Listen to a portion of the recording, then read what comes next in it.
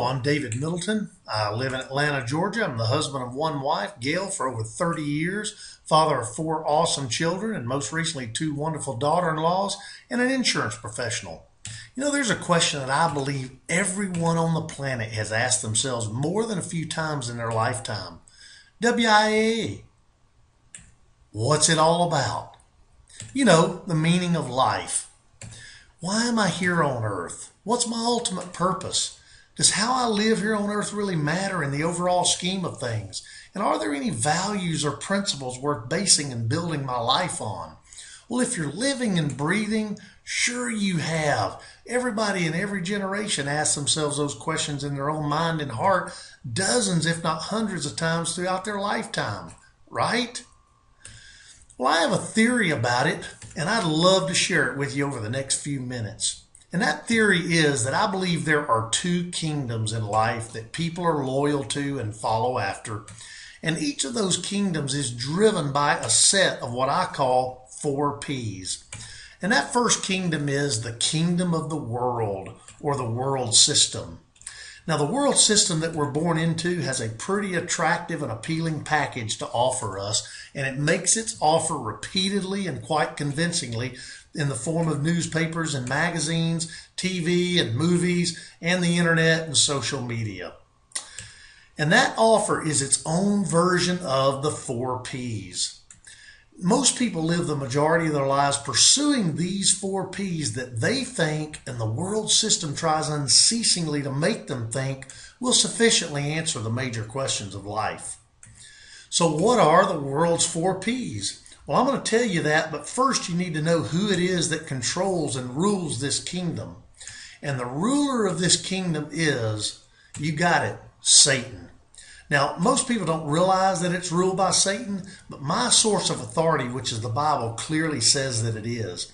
And while these 4Ps may seem rather innocent, they're actually what Satan uses to keep people loyal to his kingdom and agenda. So what are those 4Ps that the world has to offer? Well, the first one is popularity. That happens to us in our early childhood years. We strive for acceptance, belonging, fitting in, and being liked. The mantra is, I must be liked whatever the cost. Well, then as we move into our teen and young adult years, it becomes the P of pleasure in the form of drugs, sex, alcohol, sports, entertainment. You know anybody that pursues those things in their teen and young adult years and even beyond? Of course you do. The mantra is you only have one life to live, so go for the gusto. That's how a lot of people live. And then as we move out of our educational years, out of high school and college and even beyond, and into our productive years, then it becomes the P of pursuing possessions in our young and middle adult years, whether it's cars, boats, homes, second and third homes eventually, the clothes, jewelry, etc. The motto is he who dies with the most toys wins. Yeah, right. And then in our middle and senior adult years, it becomes the P of power and position, whether in the corporate, church, civic, and sports and entertainment fields. It's all about me, so bow the knee.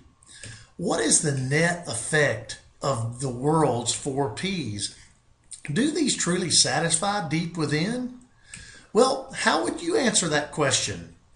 Has your own experience of the 4Ps brought real, satisfying, lasting fulfillment and purpose to the core of your being? Well, I don't know how you would answer that question, but I think you'd be interested, if not amazed, at what one of the biggest celebrities and star athletes of our generation had to say at the very height of his success about how satisfying these 4Ps of the world actually are. And that highly celebrated athlete is none other than Tom Brady, husband to supermodel wife Giselle, and longtime star quarterback of the New England Patriots.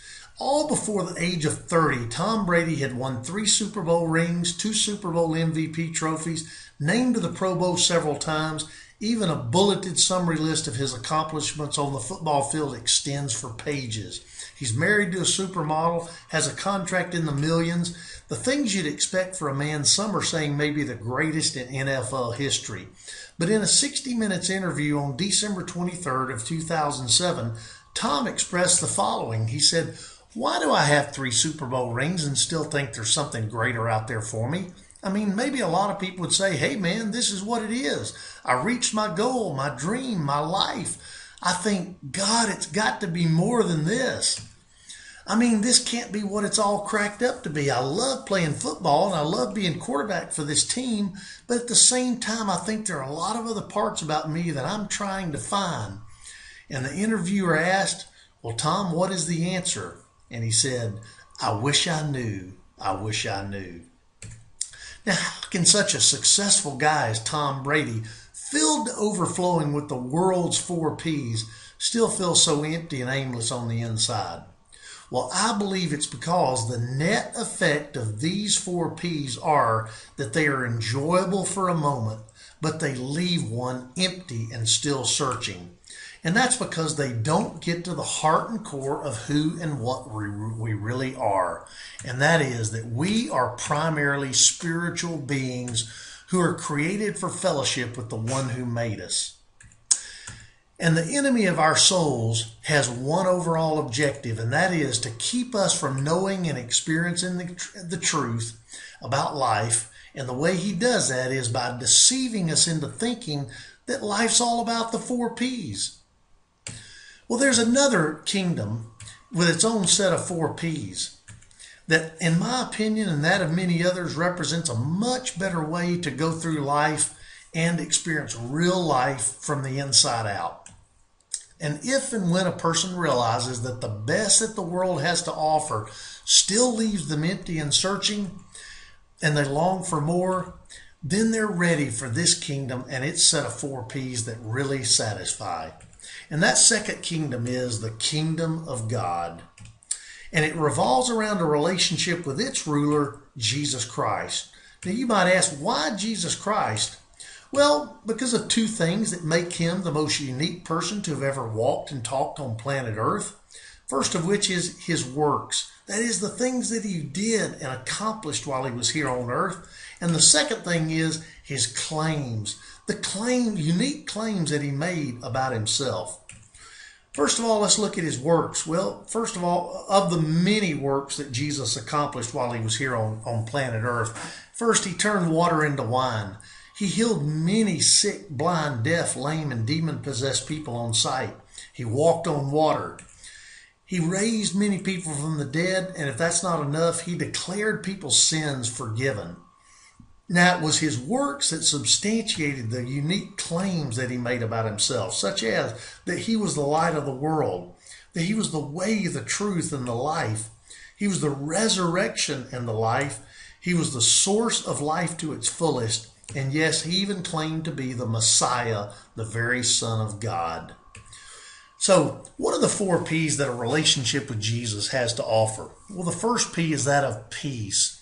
First, a once and for all peace with God, knowing that our relationship with God is forever settled and we're forgiven. And then there's the ongoing peace of God. The second thing that a relationship with Jesus provides us is a path to walk on. Jesus said he is the way, the truth, and the life, and he's the light of the world. Third is Jesus provides us a purpose in life. One of the greatest authors of books in the Bible is the Apostle Paul. And Paul wrote when he was in a prison cell, he said, "For to me to live is Christ." And he went on to say that our purpose in life is to please him in all of our ways. And lastly, a relationship with Jesus provides us perspective. You know, we need perspective in the tough times of life and the challenging decisions that we have to make. You know, a relationship with Jesus assures us that all things are working together for good and that we are to trust in him who knows all of our needs. So a question I would ask is that, you know, the kingdom of the world and its 4 Ps and the kingdom of God and its 4 Ps, which one would you say that you're a part of in terms of your pursuit and your practice on a daily basis? An important question to follow up on that is what is the underlying difference between those in the kingdom of the world and those in the kingdom of God? Very significant question, and I'll give you a hint on that, and that is it's not that those in the kingdom of God are any better than those in the kingdom of the world. It's just that those in the kingdom of God have had one more birth than those in the kingdom of the world had. Now, you might be asking there, what do you mean by that, David?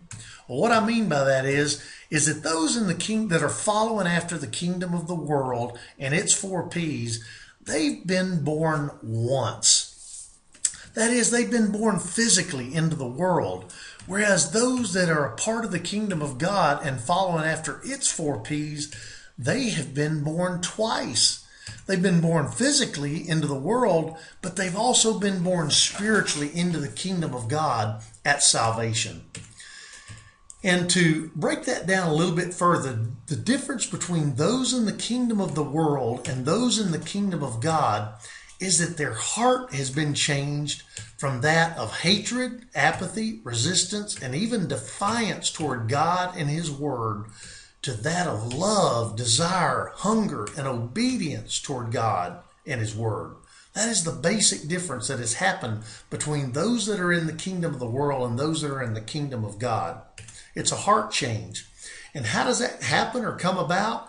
By a surrender of the control of one's life to the control of Jesus Christ.